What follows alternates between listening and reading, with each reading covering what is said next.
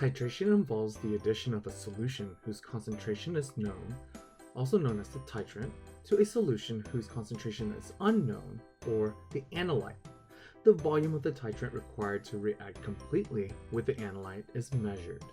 An indicator, phenolphthalein, is added to the solution to mark the point at which the two quantities reach equivalence.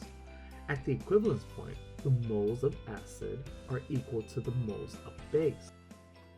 Set up the ring stand with the burette and clamp. Make sure the burette stays vertical at all times. So that's the burette, y'all. Second step is to ensure that our burette has the cork stop horizontal. Horizontal, remember, horizon. That's an easy way to remember horizontal.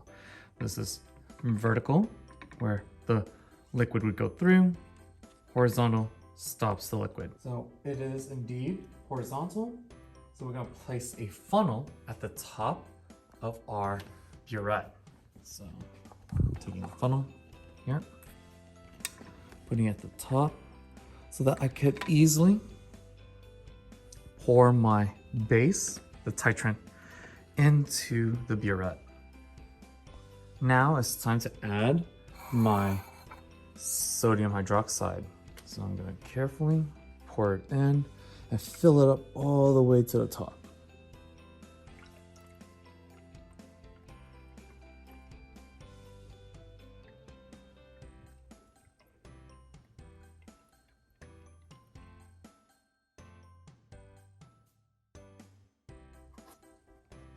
Okay, so there we have it. Record your value. This is the initial volume of your base.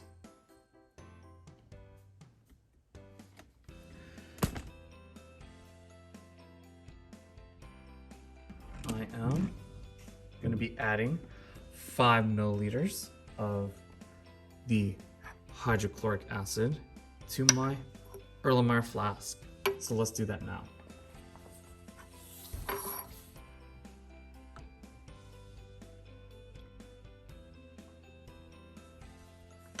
Okay, that's 5 milliliters of hydrochloric acid. I'm going to be pouring that into my Erlenmeyer flask. And then I'll be adding 2 to 3 drops of phenolphthalein.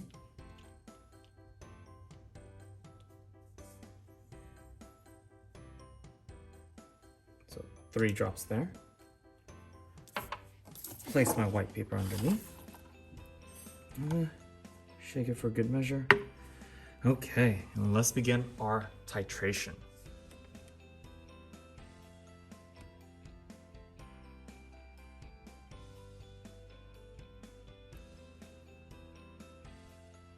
I'm gonna go 1 milliliter at a time.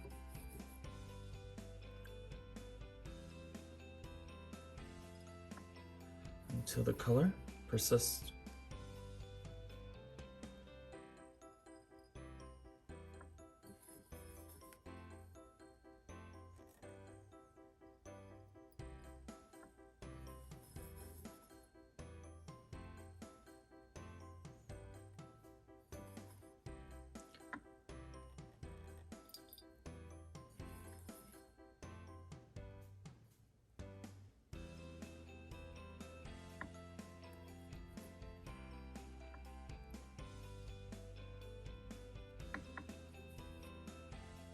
Okay, looks like it's persisting a little. I'm going to switch to drop by drop.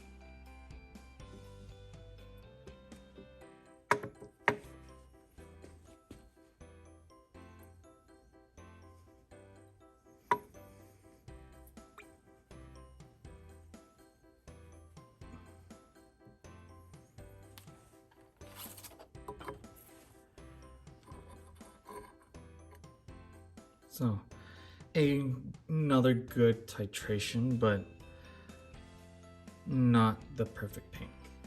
So again, I can tell that is pink without having my reference sheet. Very good titration.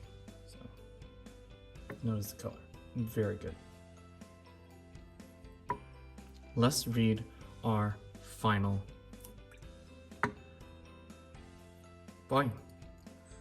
Final reading of our base.